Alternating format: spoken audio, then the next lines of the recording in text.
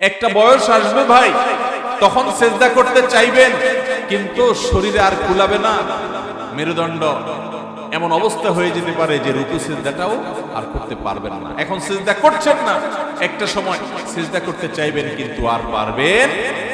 কিয়ামতের ময়দানে আল্লাহ রাব্বুল আলামিন এর সত্তা জাতে পাক যখন আসবে সামনে, অনেক লোক, আল্লাহ সবাইকে ডাকবেন, সবাই যেন আল্লাহকে সিজদা করে সরাসরি আল্লাহকে সিজদা করতে। সেদিন ওই সমস্ত লোক পারবে যারা দুনিয়াতে আল্লাহকে সিজদা করেছে, আর বাকি লোকরা চেষ্টা করবে কিন্তু সেদিন কপাল পোড়া সিজদা করতে পারবে না।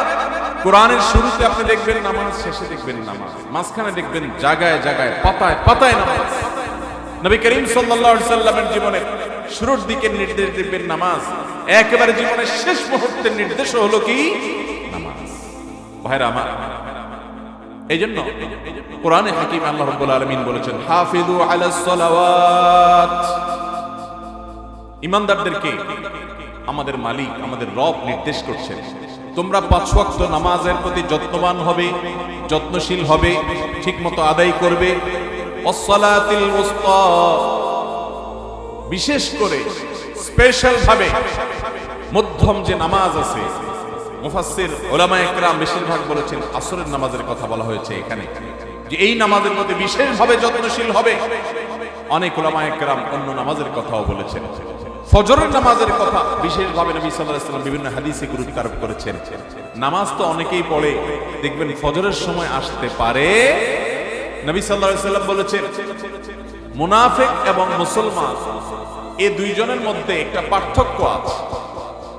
অনেক পার্থক্যের মধ্যে একটা পার্থক্য হলো ফজর এবং আসর, এই 2 ওয়াক্ত নামাজ ইমানদারের জন্য পড়া অনেক সহজ হয়। যার অন্তরের মধ্যে নেফাকি আছে, কপটতা আছে, ঈমান নিয়ে সন্দেহ সংশয় আছে, দুর্বলতা আছে, ওই কপাল পড়া হতভাগার জন্য ফজর পড়াটা কষ্ট হয়ে যায়, অর্থাৎ সে ফজর পড়তে পারে না।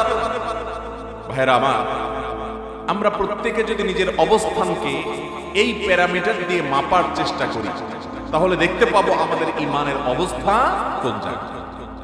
5 ওয়াক্ত নামাজের নির্দেশ এত গুরুত্বপূর্ণ, বারবার করে আল্লাহ তাআলা স্মরণ করিয়েছেন, তার রাসূল সাল্লাল্লাহু আলাইহি ওয়াসাল্লাম স্মরণ করিয়েছেন, জীবনের শেষ মুহূর্তে স্মরণ করাচ্ছেন। কারণ এই নামাজ ছাড়া আখিরাতে একটা কদম আমরা সামনে আগাতে পারবো। প্রতিটা কদমে এই নামাজের প্রভাব আমাদের থাকবে। চেহারার উজ্জ্বলতা থাকবে ওযুর কারণে, সিজদার অঙ্গগুলো আলোকিত থাকবে সালাতের কারণে।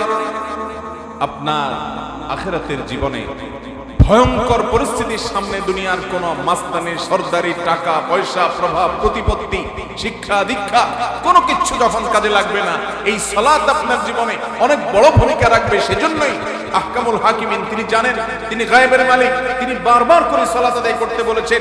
নবী করিম সাল্লাল্লাহু আলাইহি ওয়াসাল্লামকে আল্লাহ মেরাজে নিয়ে দেখিয়েছেন নামাজ না পড়লে তার পরিণাম কি হয়, নামাজি ব্যক্তির তার পুরস্কার কি হয়। এজন্য তিনি বারবার করে দুনিয়া থেকে চলে যাচ্ছেন, তখনও বলে যাচ্ছেন, পুরো কথাও বলতে পারতেছেন না, তারপরও বলছেন আসসালাহ আসসালাহ, তোমরা নামাজের ব্যাপারে খবরদার সাবধান থাকবা। কারণ তিনি জানেন এর ভয়াবহতা কি। আল্লাহ রাব্বুল আলামিন তাকে দেখিয়েছেন যে পাথরের উপর মাথা রেখে আঘাত করা হচ্ছে কোন এক জাহান্নামীকে। জিজ্ঞাসা করলেন এর অপরাধ কি? বলা হলো, হে আল্লাহর রাসূল, এর অপরাধ হলো সে ফরজ নামাজ না পড়ে ঘুমিয়ে থাকতো, অলসতা করত, অবহেলা করত, ওয়াক্তকে ওয়াক্ত ফরজ নামাজ চলে গেছে, তার বুক কাঁপে নাই, সে নামকে আস্তে মুসলমান ছিল। এই জন্য জটিল এবং কঠিন শাস্তি তাকে দেওয়া হচ্ছে। নবী সাল্লাল্লাহু আলাইহি ওয়াসাল্লাম সেজন্য বলেছে, আউয়ালু মা ইউহাসাবু বিহিল আবদু ইয়াউমাল কিয়ামাতি আস-সালাহ। ও মুসলমান, তোমার মৃত্যুর পর তোমার রবের সামনে তোমাকে দাঁড়াতে হবে, কিয়ামতের ময়দানে একত্র হতে হবে। এই জীবনের প্রতিটি পা ফেলার জন্য হিসাব দিতে হবে, প্রতিটা ছোট বড় কর্মের জন্য জবাবদিহি করা লাগবে। যা খুশি তা করে চলে যাবে, দুনিয়াতে পার পেয়ে যাব। তুমি মনে করছো কেউ তো বাধা দিচ্ছে না, কই নামাজ না